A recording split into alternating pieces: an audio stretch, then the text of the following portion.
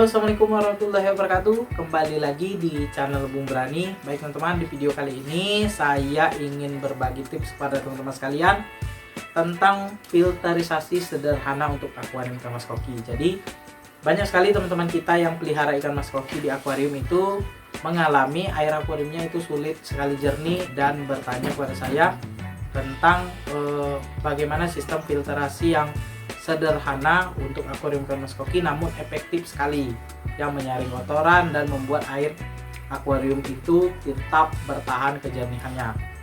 Jadi di sini saya akan bahas berdasarkan pengalaman saya.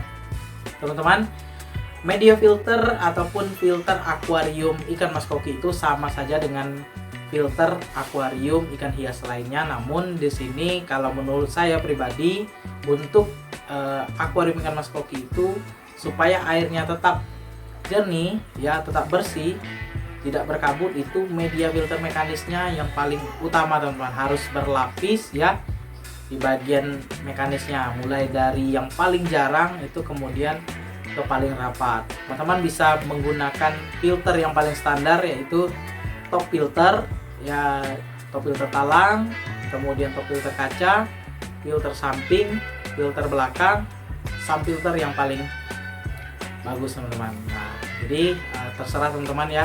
Jangan menggunakan filter yang tidak standar seperti hanya menggunakan biofoam atau box filter standar yang pabrikan yang warna hitam ya. Kita gunakan untuk pemeliharaan jangka panjang itu kurang tepat. Tapi kalau misalnya kita untuk akuarium karantina itu tidak jadi masalah teman-teman.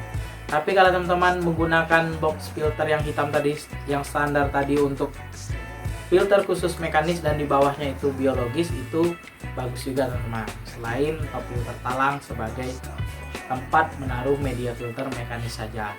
Jadi kunci supaya air akuarium ikan mas koki kalian itu tetap bertahan kejernihannya, tetap bersih, tidak gampang berkabut, itu media filter mekanisnya harus berlapis teman-teman. Dari yang paling jarang, di sini teman-teman bisa menggunakannya banyak sekali media filter mekanis yang bisa teman-teman gunakan. Yang pertama jaring nelayan yang sudah dibungkus menggunakan jaring itu bisa juga, atau jaring nelayan yang teman-teman beli per kilo yang sudah rusak tapi belum dibungkus, itu bagus juga. Kemudian ijuk ya, ijuk itu bisa juga menjadi media filter mekanis. Ijuk yang dijual per kilo ya, bukan yang sudah diolah menjadi sapu ya. Ijuk yang dijual per kilo tadi bisa disusun serapi mungkin di box filter khusus mekanisnya. Kemudian biofoam teman-teman, biofoam yang tebal 5 cm, yang 5 cm ya, jangan terlalu tipis. Kenapa 5 cm? Karena semakin tebal itu semakin bagus teman-teman. Jadi untuk box filter talang ya, top filter talang itu yang punya saya pribadi itu bisa muat 2 lapis biofoam, kemudian 1 lapis busa green wall, kemudian kapas putih teman-teman. Jadi biofoamnya 2 lapis, kemudian busa green wall, baru kapas putih teman-teman. Nah itu paling standar untuk filter mekanisnya ya. Kalau teman-teman penyusunannya sudah tepat seperti itu, dari paling jarang ke paling rapat, itu pasti kapas putihnya hemat, tidak gampang kotor dan tidak mampet pasti filternya. Dengan catatan ya, lubang di penahan filter mekanisnya itu harus banyak. Jadi kalau lubangnya terlalu kecil itu bisa juga mampet. Jadi usahakan lubang untuk antara ya top filter khusus mekanisnya tadi ke biologisnya tadi 2 atau sampai 3 teman-teman. Itu ya.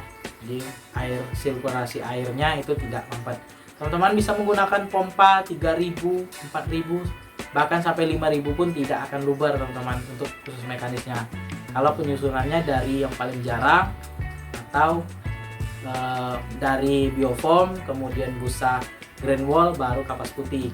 Kalau saya di akuarium ini yang 150 cm ini dan akuarium yang lainnya itu saya menggunakan jaring nelayan teman-teman, jaring nelayan 2 lapis, kemudian busa green wall yang warna hijau, dan baru kapas putih. Jadi kalau busa green wall yang hijau tadi itu sama kinerjanya dengan kapas putih, namun Green wall lebih baik, dia bisa dibersihkan, bisa digunakan berulang kali. Kalau kapas putih bisa 3-4 kali itu sudah mulai rusak teman-teman. Jadi untuk media filter khusus mekanis ataupun box filter talang yang khusus mekanis, usahakan jangan sampai kapas yang kita gunakan atau kapas putih itu kerendam teman-teman. Jadi tidak boleh kapas putih itu kerendam air. Kalau misalnya terendam air itu pasti akan mampet. Itu kunci utamanya, dari filter yang paling susunan yang paling jarang kemudian ke paling rapat seperti jaring nelayan, kemudian busa green wall, kapas putih, kemudian selanjutnya itu kapas putihnya tidak boleh kerendam. Kalau misalnya kerendam itu kapas putihnya cepat hancur dan juga di box filter khusus mekanisnya itu pasti akan mampet teman-teman. Jadi itu kuncinya. Kemudian media filter biologis itu teman-teman terserah ya, boleh menggunakan media filter yang premium ataupun yang biasa-biasa saja sesuai budget. Namun kita sesuaikan dengan kebutuhan dari air akuarium kita. Kalau misalnya kita menggunakan top filter kaca, usahakan semua chamber itu berisi media filter biologisnya teman-teman. Kalau misalnya di bagian chamber terakhir itu tidak menggunakan lampu UV ya. Kalau saya pribadi yang memang tidak ada menggunakan lampu UV, jadi media filter biologis saya batu apung dan juga bioring saja teman-teman. Ini cukup efektif dan juga mengurai amonia yang ada di akuarium saya. Jadi teman-teman, perlu saya luruskan menurut pengalaman saya dan juga apa yang saya amati di akuarium saya, untuk menjernihkan air akuarium itu sebenarnya menjernihkan, menjaga kebersihan, kemudian airnya tidak cepat kuning, itu sebenarnya dari media filter mekanis teman-teman. Jadi kalau media filter mekanis kita berlapis ya, maksimal menyaring kotorannya, maka tidak akan ada lagi terjadi akuarium kita itu berkabut, airnya cepat kotor, dan juga tidak terjadi ya kotoran itu menumpuk di air akuarium kita itu teman-teman. Jadi biologis itu kerjanya adalah mengurai amonia, ataupun bahasa sederhananya adalah membuat air akuarium kita itu sehat untuk ikan yang kita pelihara. Nah, selanjutnya kalau misalnya media filter mekanis kita sudah bagus, kemudian biologisnya sudah pas untuk mengurai amonia yang ada di akuarium kita, selanjutnya ikan yang kita pelihara itu tidak boleh banyak teman-teman. Harus kita ikuti rumusan untuk memelihara ikan mas koki di satu akuarium itu teman-teman ya. Jadi untuk akuarium kita harus ketahui dulu ya volume airnya berapa. Misalnya kita menggunakan akuarium dengan volume air 120 liter, artinya kita hanya menggunakan atau memelihara ikan itu 3-4 ekor saja. Kenapa 3-4 ekor?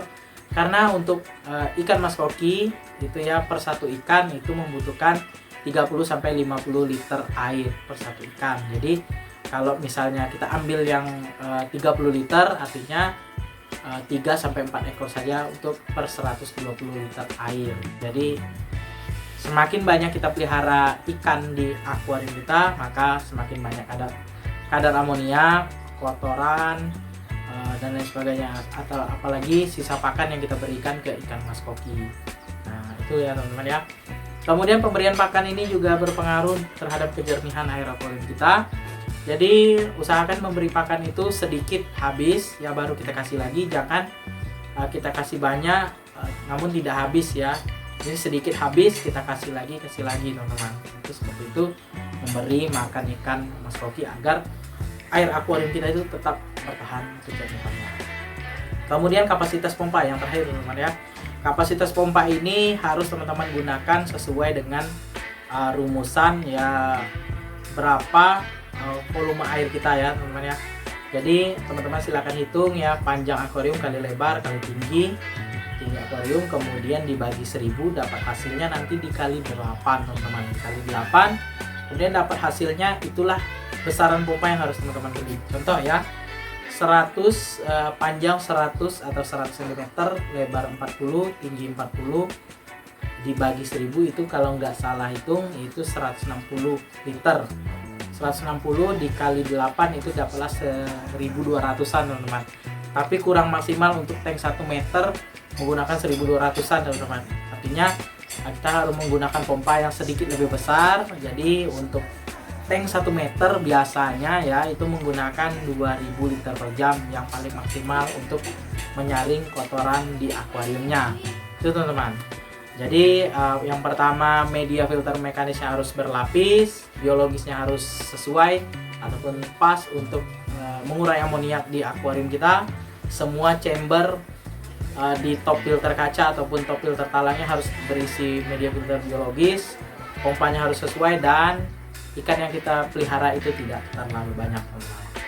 Oke teman-teman, sekian dulu video saya kali ini tentang tips filterisasi ataupun menyusun media filter di akuarium ikan mas koki agar air akuariumnya tetap bertahan kejernihannya, efektif untuk memelihara ikan mas koki di akuarium.